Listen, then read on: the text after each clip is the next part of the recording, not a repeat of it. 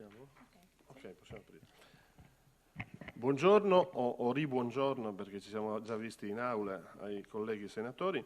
A me il compito improvviso, in realtà, perché sostituisco in questo caso la Presidente Craxi, che è stata convocata alla Presidenza del Senato, e quindi tocca a me. Apriamo questo Ufficio di Presidenza che abbiamo allargato opportunamente.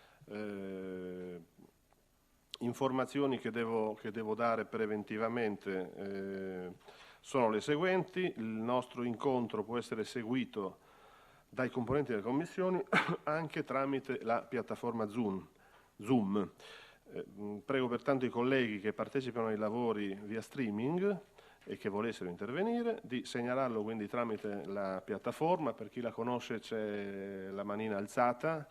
Chi non ci riuscisse può utilizzare WhatsApp, un messaggino WhatsApp ai funzionari.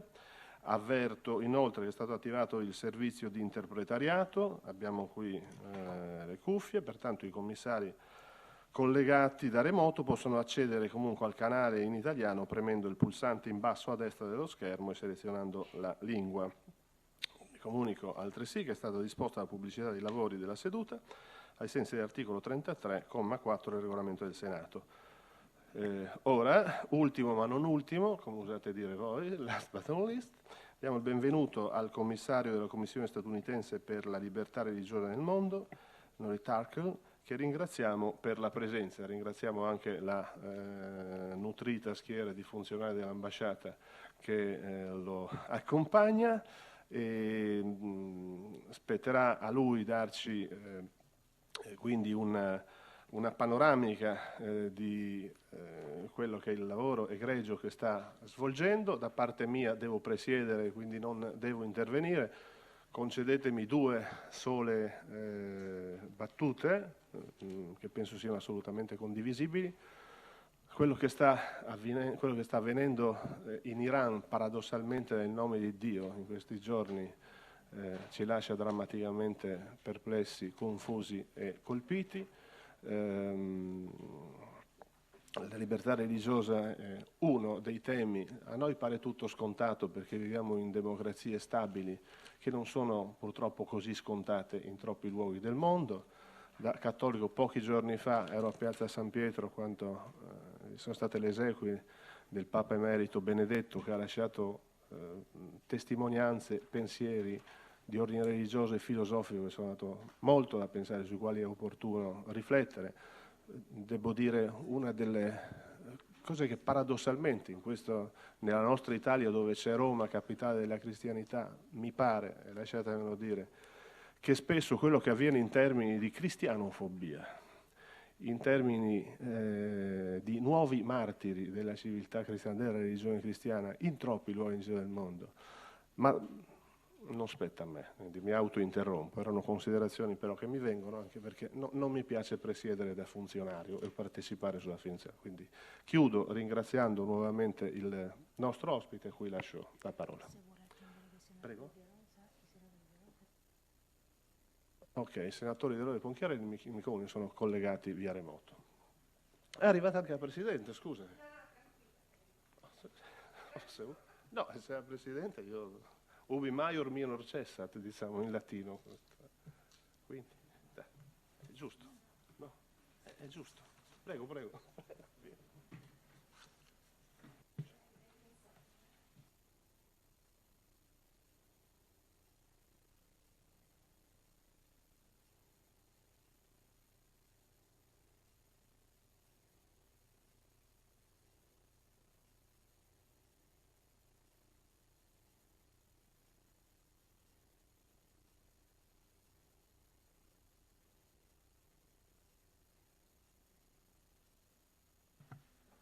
Thank you.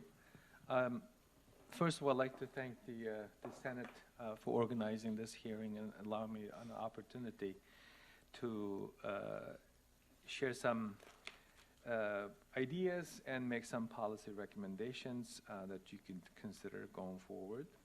Those of you who don't know, haven't heard about the agency that I have been serving as the chair of since June 2022. Is a U.S. government agency, an independent agency established under the mandate of the International Religious Freedom Act of 1998 that established 3 offices within the U.S. government, the State Department's Office of International Religious Freedom, led by Ambassador Large, appointed by President, and also us, USCIRF, U.S. Commission on International Religious Freedom, that involves 9 commissioners and 24 policy advisor researchers. Commissioners in my agency appointed by the White House, the President, and congressional leadership. I was appointed by former House Speaker Nancy Pelosi in May 2020, and I have been reappointed. Now I'm serving in the leadership role. And then the other office is at that White House. It's a Senior Director for International Religious Freedom. That position is currently vacant. What we do, we cover international religious freedom condition, violations, and make a policy recommendations to the United States government, specifically President, Secretary of State, and Congress. Annually, as mandated in our under the statutory mandate, we publish report, which is similar to the State Department's own report. In our report, we make policy recommendations, including designation of individual countries that we monitor to either a country of particular concern, the acronym is CPC, or special watch list, SWL, or EPC, entity of particular concern. China, the main focus of my remarks, has been in a CPC country since 1999. Essentially, a year after the Congress created this workforce within the U.S. government, arguably we are the only government around the world that has agencies and offices, a group of professionals working to advance religious freedom around the world. China has been CPC country. The condition in China has not been improved, and now, as you know, has turned into a genocidal condition. In China, the CCP, Chinese Communist Party, perceives religion, ethnicity, either signs of disloyalty or source for potential political challenges. Since Xi Jinping took office, or become supreme leader of China, his regime integrated religious practices, human rights, norms, whatever that might be, might have been in the past, into the space of national security that allows the regime to justify, or without any justification, to repress. Our government has recognized that Chinese government's policies has been repressive at home and aggressive abroad. That repressiveness goes to the heart of the CCP's ethno-religious policies. That has been pretty consistent. In fact, this is something our European allies and partners may have not been recognized or acknowledged. The Chinese government's policy views on ethno-religious groups, particularly those who follow Abrahamic faith, Christianity and Islam in particular, have always been identified as something part of the Western influence. So the Chinese government, as shown in their white papers, propaganda documents, and public speeches, two things are very, very important. One is confronting the threat of foreign encirclement. That foreign encirclement entails freedom that we promote and we would like to have for those who have been subject to human rights abuses. For the Chinese government, it is part of Western influence operations to undermine the CCP's leadership.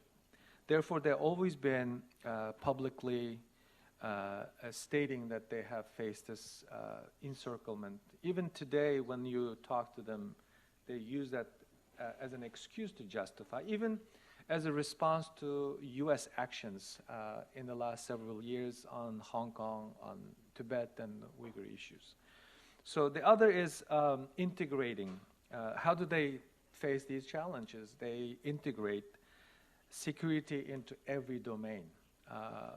Some of our policymakers, including those in the United States, mistakenly believe that economic and trade negotiations, discussions, even that conversation, engagements involving climate crisis are priority for the Chinese, specifically the climate crisis cooperation that we've been advocating and discussing in recent years is not a top priority for the Chinese. It's an adjunct issue. What is the most important thing to the Chinese is the national security. The national security entails everything whenever the detection, even some instances, military actions are justified. If you look at the way that the Chinese have dealt with domestic protests against the regime, whether it be in Hong Kong, whether it be in Tibet, whether it be in Xinjiang, that the Uyghurs call East Turkestan, it's a very military-style response. So that's their concern. So in order to eradicate that threat, Chinese also use medical terminologies, medical metaphor, likening adherence to a certain lifestyle, cultural heritage, religious practices is some sort of thought virus that need to be cleaned out. Even in some instances, Chinese officials publicly said that you cannot take out the weed one by one, you must spray chemical. They're referring to that thought virus that they've been using in public statements. Since 2016, as you're aware, the international community has woken up to something very brutal that we thought we won't deal with, or we won't face, which is the modern-day concentration camp system. As recognized by the United States government, China is committing genocide and crimes against humanity. It's not that only the United States. We have about 10 governments and parliaments, including most recently Taiwan, European Union, recognize that Chinese atrocities against the Uyghurs and other Turkic Muslims amounts to genocide. And what the United States government has done, along with our partners in some countries, is a sign of fulfillment of our treaty obligation. There are more than 150 countries around the world that signed on or signatory to the Genocide Convention. Under the Article 1 of the Genocide Convention, state parties are obliged to call it out, stop it, and punish. We're at the baby step number 1. We just have about 10 countries' parliaments done just that.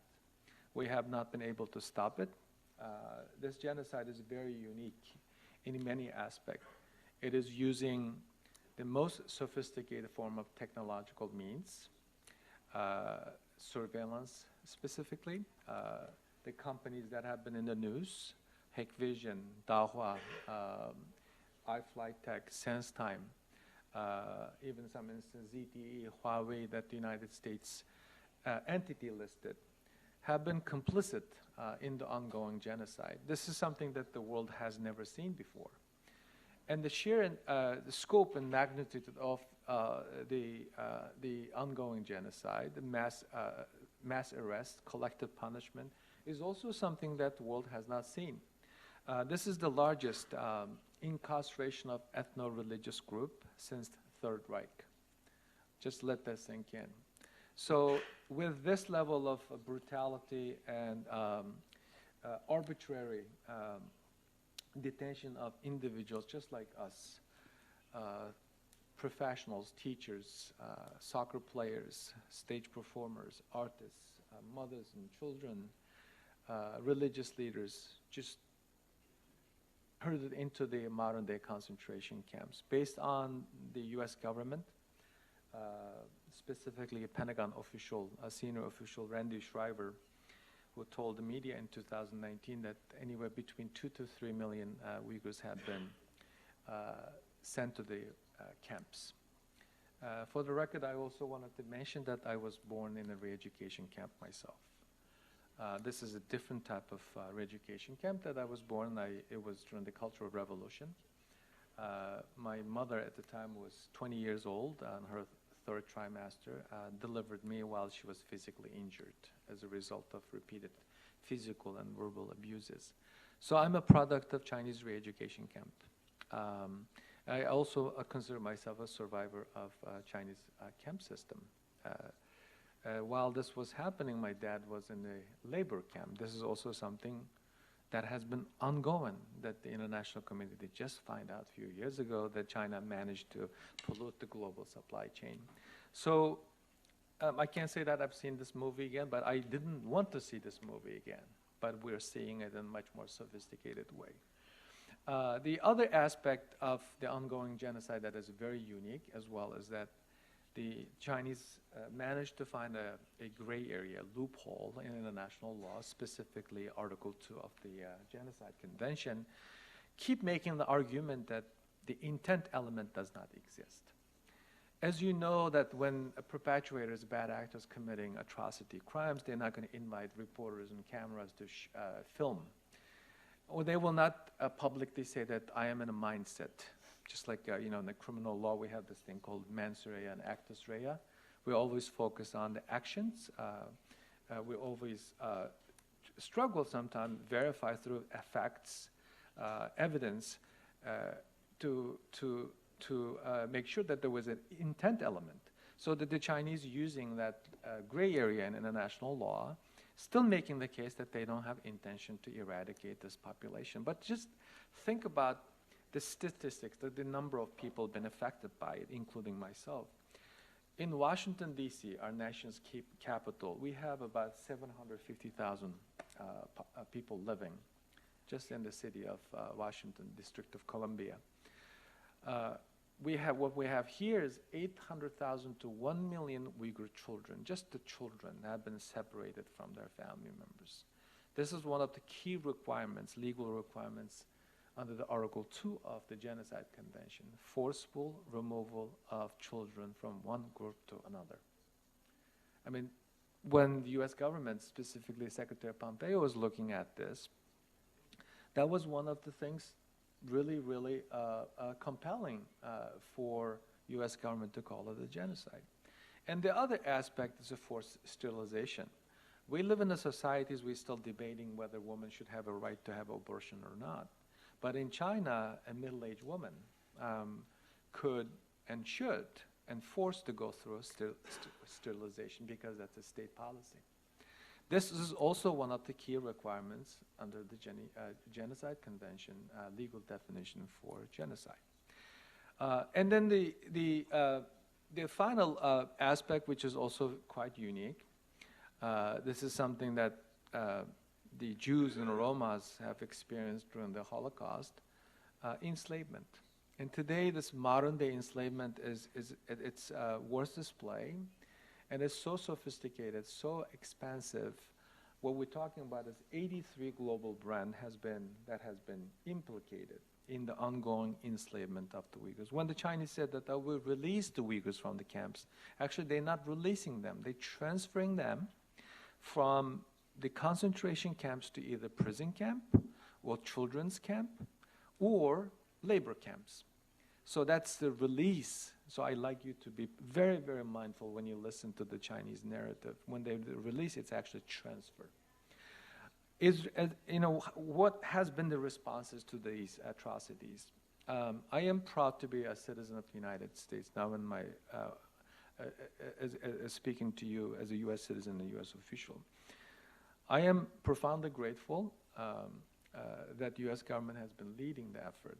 This is not about the U.S. doing something to hamper a country XYZ's rise. This is about a country doing the right thing.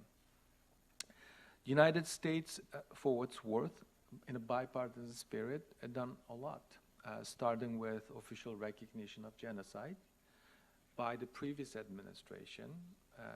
Incoming Secretary of State Tony Blinken, to his credit, immediately acknowledged that it would be his judgment. That's the term he used in his confirmation hearing. On top of that, the Biden administration continued the policy specifically on Uyghurs since took office.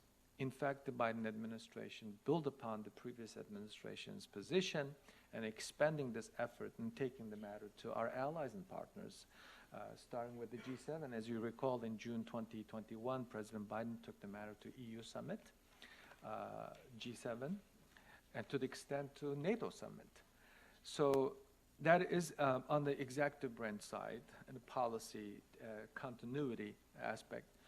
Specifically on the Uyghur genocide, upending Hong Kong democracy, and continued repression of Tibetan people, the United States government has done a number of significant things, specifically sanctioning Chinese officials under the Global Magnitsky Act, entity listing the companies, entities that have been complicit in the ongoing crime, enabling the Chinese regime to intensify its crackdown, and also holding those individuals in the official level that are responsible. We imposed visa sanctions on a number of officials, unknown number of officials, if I have to be more specific. And then in the Congress, we have passed a number of significant laws, including the Uyghur Forced Labor Prevention Act, that presumptively makes everything coming to China, coming to the United States from that part of the world, Xinjiang, made with forced labor, unless proven with evidence, which is very powerful. So we push the responsibility over to the businesses to come clean. So now the businesses, U.S. companies, looking to ways to improve their compliance or putting in place a new compliance programs, they're talking to the lawyers. When the business is talking to the lawyers, and this particular issue is a good thing. They're trying to get their house in order, doing things with ethics, business ethics. And also this law created legal risk, reputational risk, investment risk, and consumer risk. We're in the right path. In addition to that, now the U.S. Congress is considering a bill to address transnational repression, which is a problem in a European continent as well. As you know, that there are at least 54 satellite police stations have been identified. I would like to conclude with a few recommendations specifically, and then I'd be happy to take your questions. One, Italy's role in the effort to clean up global supply chain of slave labor-produced products cannot be understated. Italy being one of the key countries in the fashion industry, still importing Xinjiang-sourced cotton products, tomato products. That needs to stop. That needs to stop either administratively or legislatively. We already set the stage as a country, as a partner of Italy in the United States, and it has been implemented. It's painful for the businesses. It could be painful for the consumers because we maybe end up paying a little bit more, but it's the right thing to do. The question is quite simple. This is something that you, me, other policymakers and consumers need to ask. Are you for slavery or against slavery? It's quite simple. So if you're against slavery, this is something that you got to do to make it impossible for businesses, make it illegal for businesses, make it unethical for businesses to continue this unethical business practices. We should say no to modern-day slavery. When it comes to transnational repression, it is somewhat perplexing that countries around the world still not really appreciating the seriousness of transnational repression in two ways. One, a foreign country, a communist country, trying to restrict our freedom to speak our minds. That should disturb you. And I don't know, and if a university professor, if an activist, even if a government official is afraid of what Beijing think of you when you speak or say something in your country, that should give you really a big concern. And also the other thing that is related to this committee's work, sovereignty. A foreign government setting up a satellite police station, harassing, intimidating, even some instances trying to kidnap activists that are engaging illegal political activities in your country, as has been the case in the United States, then we should take this, we should treat this as a national security threat. And this kind of issues, not only not tolerated, should be to hold to account. And finally, we want Italy to join in bilateral, multilateral efforts to publicly condemn the behavior of the Chinese state. I'd like to see the Italian government also take a firm position. I know that there's some movement in the Italian parliament to recognize officially the atrocities. This should be something that I'd like to look for your leadership to accomplish. With that, I'm happy to take any questions.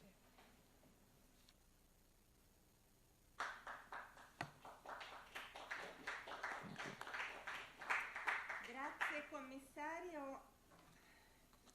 La libertà religiosa, che poi ha a che fare con una delle libertà dell'individuo, sta molto a cuore al Parlamento italiano, al governo italiano. Condividiamo in toto le sue preoccupazioni che riguardano la Cina, o perlomeno la maggior parte di noi lo fa. Un grande paese, una potenza economica che si è avviata da tempo a diventare anche una potenza militare, con una capacità di penetrazione internazionale preoccupante, ed è un paese che pone una sfida non tanto e non solo geopolitica, ma ai valori fondanti dell'Occidente. L'Europa, gli Stati Uniti d'America sono le due gambe del mondo libero e si chiamano Occidente proprio per i valori su cui è fondato: la libertà, un valore non negoziabile, la centralità dell'individuo. Quindi il Presidente qui, come dire, non solo trova orecchi attenti, ma trova anche, come dire, una commissione che è pronta a prendere un'iniziativa qualora lei ce la suggerisca. Siamo anche molto preoccupati del fatto che queste veri e propri attentati all'umanità avvengono anche attraverso le nuove tecnologie, il che rendono questi attentati ancora più pericolosi perché difficilmente identificabili. Qualcuno dei colleghi vuole fare qualche domanda? Allora ne faccio magari una io. È possibile avere, tramite l'ambasciata americana in Italia, un'idea della legge che voi avete fatto rispetto al comportamento delle aziende? Perché noi credo abbiamo un codice etico, non so se esista una legge vera e propria. Sarebbe interessante, insomma, vedere tutte queste iniziative che il governo americano ha preso, se fosse possibile. Thank you for your comments and support.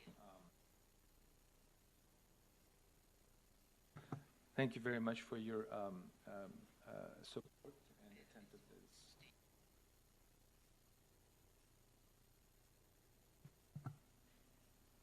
Is it on now? Oh, one at a time, I guess.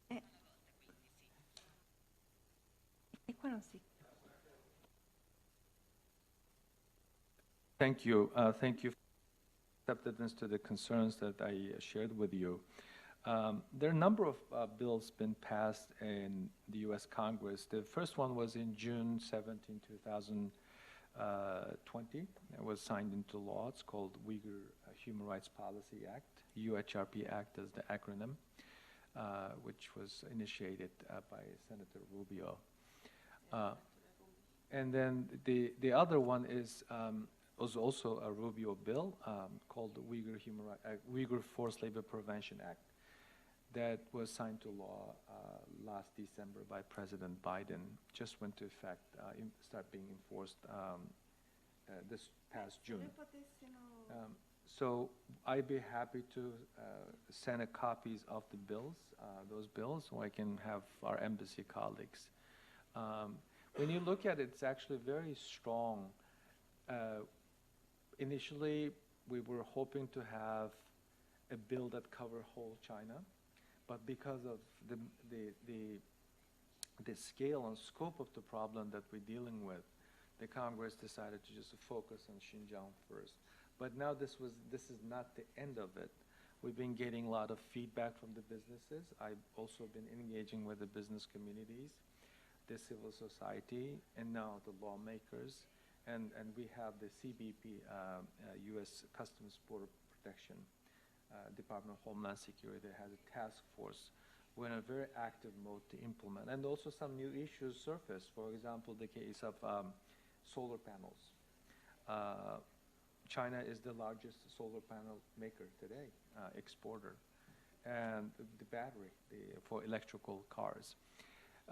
Those are the issues created some additional concerns that yet to be addressed. It could be even, this bill may be even amended down the road, or we will have a much bigger blanket a piece of legislation or legislative mandate that covers the other areas that has not been covered. It made a lot of people uncomfortable. For example, this has not been an easy process, and this is something that Italian politicians, policymakers need to keep in mind. You'll be facing a very organized lobbying effort from the businesses. We survived. We were able to even deal with companies like Apple, Nike. As you know, Nike is one of the official sponsors of last year's Winter Olympics in Beijing. So it didn't work because the members of Congress was firmly believed that we will not allow slavery and we will refuse to be a complicit. So with that kind of mindset, we were able to overcome. And those of you who understand how things work in Washington, there's a legal lobbying process. You know, we're allowed to lobby our Congress, legislative process. There's nothing illegal, inappropriate about it. But when you promoting a human rights specific bill and facing this massive corporate America, it's an incredible task. So the point is that because there was a bipartisan consensus, there was a recognition, and there was an active pushback against those lobbyists, we made this happen. So the second bill was essentially from nothing to something in 3 weeks, which is also a remarkable progress. So I'm saying all of this to encourage you that you will be facing challenges, and there will be a long-term benefit, and there will be some cost. Da noi è peggio perché è anche peggio perché le lobby non sono regolamentate. Quindi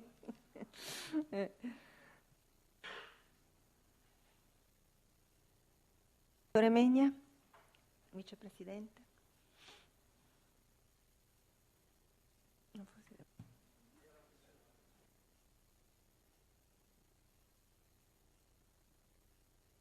Ci siamo? Ok, perfetto.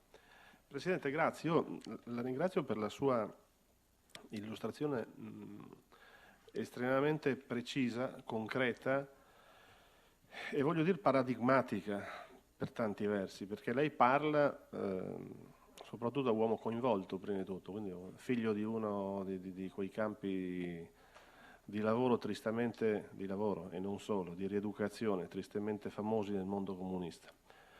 Noi oggi viviamo in una fase parzialmente diversa, il mondo cambia, le tecnologie si evolvono, gli stessi regimi si evolvono e riescono anche a dare paradossalmente una faccia meno truce di se stessi, riescono anche a creare operazioni simpatia, sanno studiare queste operazioni simpatia, con le quali entrano. Io penso per esempio a noi figli di una cultura, di tante cose, quando viene proposta la cosiddetta via della seta, suona bene sotto il profilo del nostro ricordo storico. E purtroppo però ci sono tante cose sulle quali o ci si concentra, si studia, si apprende, si ascoltano testimonianze o non si capisce. E quindi la testimonianza come la sua è fondamentale, ma è fondamentale anche come dire, per la richiesta poi di interventi concreti. Io avrei fatto sostanzialmente la stessa domanda della Presidente Craxi, perché dico poi come si va oltre sui fatti concreti, mi chiedo. E non bastano leggi nazionali, questo è il piccolo grande problema, perché il mondo globalizzato ha creato un problema enorme sul quale noi sappiamo che le nostre stesse democrazie vanno a corrente alternata, perché il principio del rispetto dei diritti umani vale in questo come in tanti altri casi, ma noi sappiamo benissimo quando ci si chiude gli occhi per far finta di non capire. E il problema della Cina, dei prodotti che vengono realizzati attraverso i lavori forzati, ma non solo, prodotti che non vengono realizzati attraverso i lavori forzati, ma di fatto forzati quando fai lavorare i bambini, quando fai lavorare la gente in condizioni subumane, quando principi che per noi sono evidenti di rispetto dell'ambiente, di rispetto della salute, non valgono. E quando tu però sai che alla fine gli stessi Stati Uniti, cioè il debito degli Stati Uniti è, come sappiamo, in larga parte in mano ai cinesi, tutto questo crea un cortocircuito dal quale è difficile uscire. E allora il problema che io le pongo, visto che stiamo parlando non come individui, ma come rappresentanza di noi del Parlamento, lei di una commissione statale comunque, come si fa assieme invece a creare una serie di regole che diventino impegnative per tutto il mondo civile e che non passino soltanto attraverso la sensibilità più o meno bonaria di alcuni imprenditori o di alcune imprese o di alcuni paesi o di alcune commissioni? Perché il vero tema, per capirci, è proprio questo. Perché la rivendita umana di un mondo che è più veloce, la Cina l'ho visitata e mi ha impressionato e mi ha fatto paura, se devo dire la verità, per la velocità con cui realizza le cose. A me è capitato di andare da Pechino a Tianjin, che era, per chi studia la storia, era un luogo di concessione italiana, sono 140 km tra una città e l'altra. Ci sono arrivato in 33 minuti con un treno che correva a 500 e passa orari, tra l'altro realizzato con tecnologia italiana, era stata tirata una retta, tutto quello che c'era in mezzo era stato abbattuto. Io se voglio andare da Trieste a Venezia da Marco Polo, ho gli stessi chilometri, ma impiego 1 ora e 3/4. E quindi è chiaro che, come dire, questo mi ha dato il senso di un mondo che cambia e si evolve, dove la tecnologia, la velocità, la rapidità fa che qualcuno conquisti il mondo, che qualcuno arretri, ne ho piena coscienza, ma dico, come facciamo a fare che la difesa dei diritti umani, dei diritti religiosi, dei diritti democratici, che noi diamo per scontati, ma siamo alla fine una minoranza, questo è il paradosso. Come si fa? È una domanda alla fine retorica che io le faccio, però come si fa a farci uscire anche dalla convinzione che paradossalmente vince chi usa la legge della foresta?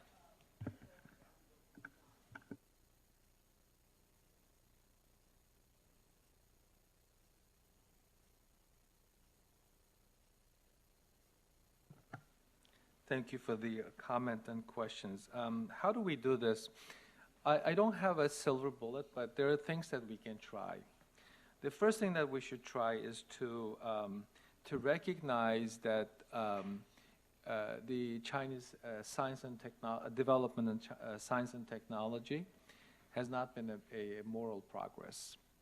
That has been seen more evidently in recent years. If you look at one specific example, the AI, artificial intelligence, for example, the data sharing, and also the way that the China is developing tools to control human behavior. On face recognition in particular, some of their machines are capable of recognizing ethnic individual from the Han Chinese individual. This has been reported, the Hikvision, for example. This has been reported as well. And also, China now brags about being the new Saudi Arabia when it comes to personal data. And Huawei, for example, has a cloud storage contract with 140 plus countries. This is their public statement. European community, along with the American community, we do care about our privacy. The European Union has much stricter privacy laws that should be implemented. There's also already existing legal tools mechanism available. So we need to recognize that China's technology development has not been a moral progress. Technology should foster human rights, should make our lives easier, which it did to the extent, but now with this artificial intelligence, this surveillance, the Chinese surveillance is metastasizing. Secretary Blinken made a China speech several months ago. He specifically mentioned 80 countries, at least, have either adopted or imported Chinese surveillance. What does it mean? That means that in the future, some despots and some authoritarian regime-ruled countries will be monitoring every aspect of their citizens' lives. I mentioned religious persecution. In China, it's already been a part of life. You see cameras in your places of worship. The Chinese monitor the sermon, the people going in and out. Chinese also have a facial recognition equipment installed at your places of residence. Your relatives, if the facial recognition has not been stored, part of your archive, then the iris scan, yeah, that's a very common thing. They will not allow you to get into the building, the compound. And also in your house, they have a QR code on your door. The Chinese state know who lives there, what kind of people have been coming out of the place, and what kind of history that those individuals have. And this is becoming a new norm. So if countries like even Germany is included in that 80 country, why Germany needs Chinese surveillance? And their excuse is dual purpose. We have to use those equipments to monitor water plant, electric grid. But that country, liberal societies can be monitored, hold to account through the courts, oversight, but you cannot say the same thing about developing countries or the countries ruled by authoritarian regime. This is becoming a global problem. So I may sound that I'm echoing, repeating the U.S. government line, but as a citizen, as a human being, I am concerned about my privacy. Today we walk around with our mobile devices. We don't know who's monitoring us. We don't know who's checking. Yeah. So this is the cost of the technological development in China. As far as the response is concerned, I don't think three things needs to happen. One, we need to be very strategic. The existing approach or the norms, the traditional approach to China has to change. This is not the country that we wish to have. American scholar Aaron Friedberg wrote a book called Getting China Wrong. It essentially acknowledges that those of us here in Europe and the United States initially hoped that we will have a decent relationship with a decent China. It didn't happen. Instead of we influencing them, bring them to the liberal way of life, responsible governance, they are changing our lives. We just talked about transnational repression. So we have to realize, we have to recognize, and we have to be honest with ourselves. Looking the other way is not a strategy. Giving too much credit to the Chinese official lines is not a strategy. You have to remember China's superficial concession to the West is essentially avoiding accountability. We have to recognize that. So we need a new strategy. This is why the United States government, now even in the Congress, we have China Select Committee. State Department Secretary Blinken just established China House, China Center. same thing in intelligence communities. Same model should be looked at in the European capitals. We need to invest in our own resources, train experts, train language instructors. We need to stop using Confucius Institute to learn Chinese. Someone else, some other ways you can learn Chinese, not through the Confucius Institute. That is something that's also very important. And then two, since we don't have like unified, standardized approach in the global supply chain crisis, the problems that we're dealing with, I'm sure I don't have the factual data, but even in my own country, we have become reliant, dependent on several key critical supplies on China. As you recall, in the early part of the pandemic, we lost lots of people because we didn't have a ventilator. The ventilators were coming from China. That has to change. Now, United States government is on the right track with the CHIPS Act, with investment. We have a 3 strategic approach on China: investment, alignment, and competition. This is all happening underway. So this is one area that the Europe, Italian government need to look at. And then finally, I think we should look at standardization of personal data. Like, we need to control personal data, just like the way that the businesses don't know how to, for example, if you go to companies like Twitter and Facebook, they commercialize our personal data. Whereas in China, they use it for punishment. And also we need to make sure that the platforms like the one that we use on a regular basis, that are not accessible to the Chinese people, the people have no access to those platforms, should not be allowed for the officials, the government, to engage in disinformation campaign. So they're using our own tools against us. Though this has to stop. So if you allow me to keep going on, I have a lot of very ambitious ideas, but I think that we should stop right there. No, lei, commissario, ha molto ragione, la tecnologia non è buona o cattiva, ma dipende molto dall'uso che se ne fa.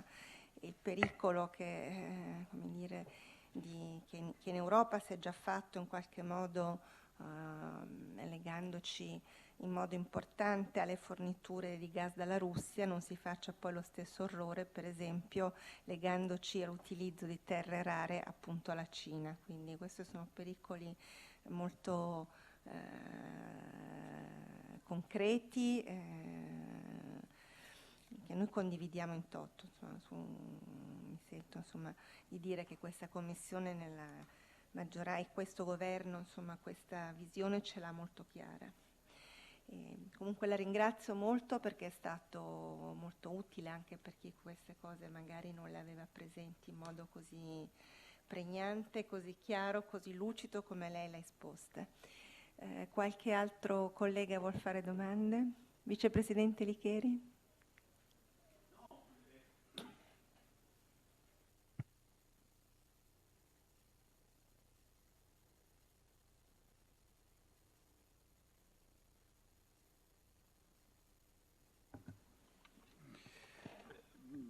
E un po' ricollegandomi a quello che diceva il mio collega vicepresidente, cioè la possibilità di uscire dal nazionale, dall'individuale, dall'imprenditoriale e cercare di crescere in sensibilità collettiva, in opinione comune. Perché io per esempio vedo anche la possibilità di un rischio contrario, e cioè che ci si divida. Da una parte c'è l'Occidente e dall'altra poi finisce per esserci la Russia, la Cina, il Pakistan, l'India, l'Arabia Saudita. Cioè dobbiamo forse seguire un po' il modello americano, cercare di creare un'agenzia, un commissario che a sua volta poi si incontri in ambito ovviamente internazionale, perché ha ragione il collega, non c'è soluzione dentro i rispettivi confini, anzi dentro i rispettivi confini c'è il rischio che ci si divida in maniera poi ingiusta, perché il commissario appunto ha detto questo, attenzione, le tecnologie ovviamente non hanno un valore, una valenza negativa o positiva, dipende naturalmente da come poi la comunità internazionale, la comunità umana lo voglia utilizzare. Quindi io ringrazio davvero il commissario per essere venuto qui da noi, perché ci ha anche un po' aperto quelli che sono gli orizzonti delle prossime sfide internazionali. Davvero grazie per essere venuto. Io ringrazio i colleghi, anche quelli che hanno partecipato da remoto, e chiudiamo qua l'audizione. La ringrazio ancora, commissario. Vuoi fare una domanda? Sì, senatore Megna. Sì, chiedo scusa, ma è banale, cioè non è banale, è immediata e molto concreta. Ci sono purtroppo dei passi in cui decisioni, voglio dire, già prese, per esempio, sono estremamente contraddittorie con quello che stiamo dicendo. Allora, noi in sede europea, ma anche l'Italia si sta impegnando in tal senso, a proposito della lotta al cambiamento climatico, taluni hanno deciso, comunque si è presa la strada di decidere che il parco auto circolante, e quindi usa combustibili fossili, sia da chiudere, da far finire entro 15 anni teoricamente, per passare a una mobilità elettrica. Noi sappiamo che la mobilità elettrica si serve di batterie al litio e il litio ce l'hanno solo i cinesi. Mi si spiega in questo caso come si fa? A me pare folle questa strada europea che stiamo intraprendendo. Ed è un caso estremamente concreto. Mi si risponda, per favore. No, adesso non è che ce l'hanno solo i cinesi, lo sfruttano i cinesi, ce l'avremo anche noi in Sardegna per dire il litio, però certamente c'è un tema, la transizione ecologica deve seguire i tempi. Se posso indicare un po' quello che dicevo io, cioè come ci arriviamo. Ci arriviamo con il dialogo con i cinesi. Io lo so che questa cosa qui è estremamente difficile, ma nella storia del progresso umano non c'è mai stato nulla di facile.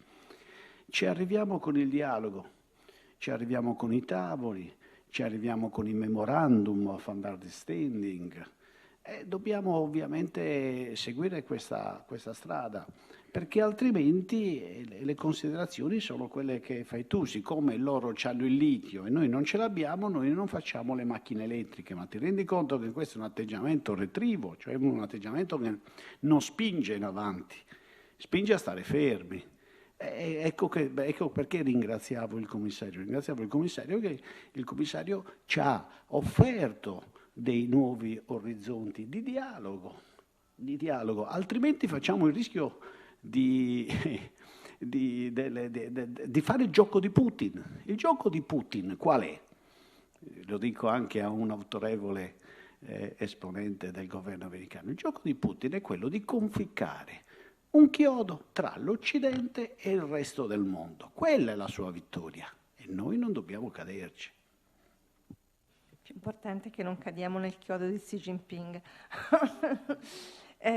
Commissario, io la prego di prendere sul serio l'invito che l'ho fatto, ovvero di tenerci intanto aggiornati sull'attività della sua commissione e anche di farci vedere le leggi che il Congresso americano ha già fatto, in modo che possiamo anche noi capire eventualmente come mutuare sul nostro sistema di imprese o come, insomma, quali strumenti possiamo usare per compiere insieme questa battaglia.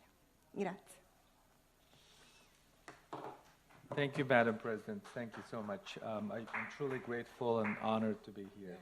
And as an immigrant to the United States, I always ask myself, what is happening? I mean, I never thought that I'll be sitting here after surviving the re-education camp and having this meaningful conversation. Thank you so much. It's an honor. Thank you.